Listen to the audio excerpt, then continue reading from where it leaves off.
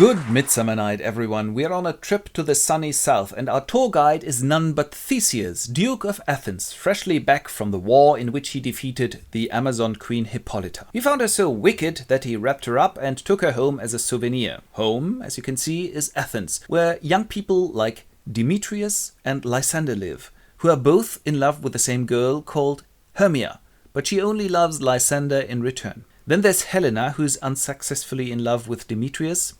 Hermia's dad's called Aegeus.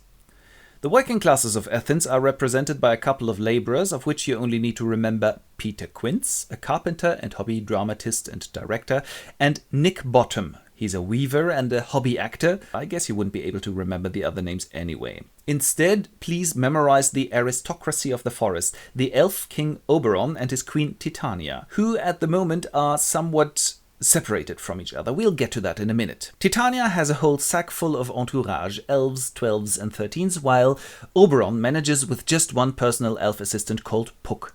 It is the mythical past in the south. It is midsummer, it is hot, and maybe due to the extreme temperatures, at least that may be one of the reasons, all the figures are facing borderline experiences throughout the play. We start in the Duke's palace, and the Duke goes, "Hippolyta, your fierce resistance has turned me so on, why don't we get married?" And she goes, "Super, honey, I'm so happy." When they are interrupted by Aegeus, who pushes in his daughter Hermia and goes, "Mr. Duke, sir!" Yeah? "Here, my daughter won't marry Demetrius, which is my command." "But I want to have Lysander!" And the two of them have slipped in too in the background. "You marry him or off with your head." "Pity, pity!" "Well, you might get thee to a nunnery." And everybody seems to think that the problem's solved and dash off. Only the two real lovers are left over. And she goes, "Oh no!" And he replies, "Oh, you're so dashing. Don't worry, darling, we'll run away into the forest." "Yeah, let's do that. I love you." When Helena enters and Lysander goes, "Hell, we can trust you. We are running away like hell to escape cruel death here in Athens." Off they hop. And Helena goes, "This is my chance. I'll tell this to Demetrius. Maybe he'll look at me for once or even give me a second-hand chewing gum." The laborers are having their rehearsal start and Peter Quince goes, "Okay, so you know there's this Greece Got Talent contest at the Duke's wedding and we are taking part with the comical tragical comedy of Pyramus and Thisbe. And you, Bottom, are to play Pyramus." "Yes!" "And you, Thingy, are Thisbe." Okay, who's Thisbe?" "Can I be tipsy too?" "No." "And you are the Thingy, are the lion." Okay." "Let me play the lion too." "No, one part each. No brechting, tilly-tallying. Learn your lines and meet in the forest for rehearsal tonight." In the forest, however, there's other problems on the agenda right now, all due to the very unpleasant War of the Roses going on between Titania and Oberon. Puck, his assistant, meets an employee of Titania's and she goes, "Piss off, my boss is going to stay here tonight. You piss off yourself." And there they are already, the employers. And Oberon goes, "You again." "Puh, I'll go then." "Stay here, you bitch." But she goes, "Obi, let's make up, shall we? If we go on like this, there'll be another hole in the ozone layer soon." "Not my fault if we don't. I just want the custody for that so-called Indian foster child of yours." And she goes, "No." And he goes, "Yes." And she goes, "No." And he goes, "Yes." And she goes, "Puh, I'm going." I'm so fed up with all of this. Puck, come here. Get me that magic flower with this bizarre natural LSD causing instant love. Hop off. But before he can kickstart, two Athenians enter, namely Demetrius, tailing the runaways Lysander and Hermia, and Helena, tailing him. And he goes, "Leave me alone, you bear." "But I tipped you off. Can't I stay with you, please? I'll be your doggy if you want me to." And she really humiliates herself totally in front of him.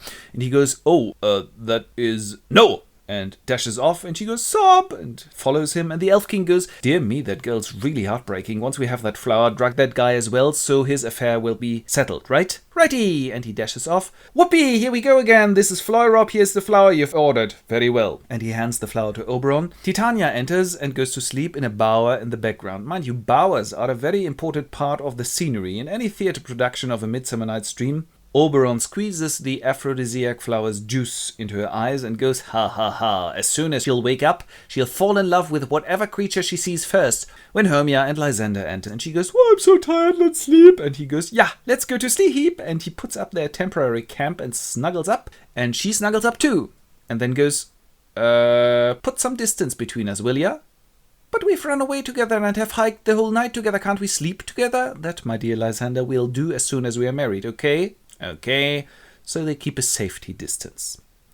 Puck wanders in and goes, Now where's the Athenian? Ah, there he is! And mistaking Lysander for Demetrius, he squeezes the flower sap into Lysander's eyes. Once more, Demetrius and Helena wander into the picture. Piss off, will ya? I'm so tired I got to sleep. And by a devilish chance, she lays down next to Lysander. He wakes up and goes, Helena, I love you, man. And she goes, what? Don't you start dissing me too, Lysander. Leave me alone. Exit. And he goes, wait, and follows her. When Hermia wakes up and goes, Lysander, I've had this strange... Lysander? And she starts looking for him. Now the laborers gather for their rehearsal in the forest. The director is all upset and goes, can we please start finally, please? But Bottom goes, just a moment, I got a question. What happens if someone in the audience gets a heart attack on account of all those mighty exciting scenes in the play? There's a lion roaring, a Pyramus dying, a Tipsy dying. Do we have an insurance? Right, okay, I'll write a disclaimer prologue. But can we please finally start? They start rehearsing. And the wall, and Tisbe, and Pyramus exit for a moment, which the man with the magic flower has witnessed. By the way, all the elves are invisible for real people, which is why they can sneak around like that. And he goes, goodness me, they are very bad actors, but this Pyramus is a funny guy. I'll follow him. And when Bottom enters next, he's subtly changed and goes, E-R, which is why the others go, Bottom, wah, and run off, terrified. Bottom goes, pull the other one, I'm not afraid alone in the forest. And to prove that, he sings loudly, which causes Titania to wake up. She sees him and goes, God, you're gorgeous. And he goes, gorgeous, day to you too, ma'am, gotta get along. And she goes, ta-ta-ta, you'll stay where you are, and my elves will fulfill every desire before you know you have it. Oh, well, that's not so. And they go into the bower together and have a look at Titania's stamp collection. Puck has watched all of this and reports to his boss. She is in love with an ass now. Well done indeed, boy. When Hermia and Demetrius enter, she's still looking for Lysander. Where is he? Have you killed him? No, but I love you much more than him anyway. No, where's Lysander? And she runs off. And Demetrius goes, boy, I'm naked, I'll take a nap too. And Oberon goes, you want me to cut your pay? Get Helena here at once and leave that flower here. And he administers some of the juice to Demetrius. Helena enters, pursued by Lysander. I love you! Piss off! When Demetrius wakes up and goes, Helena, I love you! Don't you start too! Now Hermia enters and goes, Lysander, finally! But he goes, I don't love you anymore, Showwolf. I'm in for Helena now. What? And there's this wonderful little verbal mud wrestling match between the two girls. You bitch! Bitch yourself! And the men want to, come on! And he goes, come on yourself! And they want to duel each other and therefore run off. And the girls too. And the Elf King is now a little cross with his assistant and goes, you get all of those Athenians here at once. Then we'll have a general sleeping charm. And you are going to correct your mistakes, boy. Is that clear? Yes, sir! He hands him back the flower and Puck now does the following. He imitates Lysander's and Demetrius's voices alternately and thus separates the two cockerels. First enter Lysander. Demetrius, you bitch! I'll beat the shit out of you! Oh, I'm tired! And goes to sleep. Likewise Demetrius. Lysander, oh my god, am I tired? And the girls join them. Oh, I'm so tired! Snore. And finally, hell, I really need to snore. Now who needs to get those eye drops? Demetrius, no? Doesn't he? No, it's Lysander. It's Lysander now. We revoke the aphrodisiac. He loves Hermia again. Not for the change, he undrugs the right one now. Titania and her new playmate take a short break. Why, you're so handsome, I so love you. Yeah, why don't you fondle my ears a little longer then? Which is why they get back into the bower for a second round. And Oberon now goes, I really feel almost sorry for her now. Let's give her the antidote, which is what they do. Titania wakes up and goes, oh, hi, Obi, so good to see you. I had such a strange dream. I thought I had sex with a beast. Turn around, take a look. Ah, take that thing away. Yeah, Puck, take care of that beast. And they exit, and it looks like they're going to make up, while Puck takes care of the guy with the ass's head. Now it is morning, and by a lucky chance, the Duke and his entourage drop by to go hunting in exactly this part of the forest. And he goes, blimey, what's all these people about? That's my daughter and the little shit what kidnapped her. Wake up. And they all wake up and go, so sorry, don't know how this could happen, Mr. Duke, sir. And Demetrius goes, I don't know why, but I love Helena now. And the Duke goes, ain't that just great? Why don't we have a triple wedding? What do you think of that, honey? Yeah, whatever. So the Athenians set out to go emergency shopping. Bottom comes out of the shrubbery with his human head again and goes, I had such a crazy dream. No ear has ever seen, no eye has ever heard, and no hand ever tasted what kind of dream that was. And on a natural high as a kite, he walks back to town. Here the weddings take place on the very same day, probably because the Duke can't stand the pressure any longer, but in order to bridge the gap between dinner and bedtime, an entertainment of sorts is organized. The three couples sit down and watch the amateur performance of the labourers, the tragical comedy or the other way around of Pyramus and Thisbe. Naturally, the actors are totally freaked out with stage fright. Peter Quince delivers the disclaimer prologue he has promised.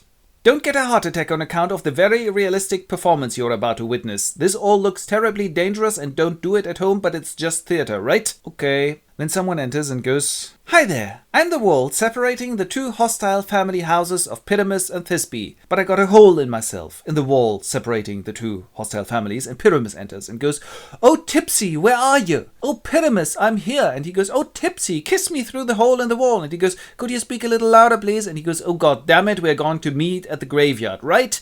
Okay." And off they hop, while the graveyard is being prepared with an elaborate, realistic stage set. Then another guy enters and goes, "Hiya, I look like a lion, but I'm only an actor. I'm harmless, right?" When Thisbe enters and goes, "Oh Pyramus, where are you? Wah, lion!" And the lion goes, "Wah!" And she runs off, but loses her veil, pursued by the lion. Upon this, Pyramus enters and goes, "Oh Tipsy, where are you? What's this? Her veil? Oh no, blood, she's dead!" And without further ado, he rams the sword up his belly and dies for some minutes. "Ah, I'm dying! Oh, I'm nearly dead! Oh, now I'm dead, but only in the play."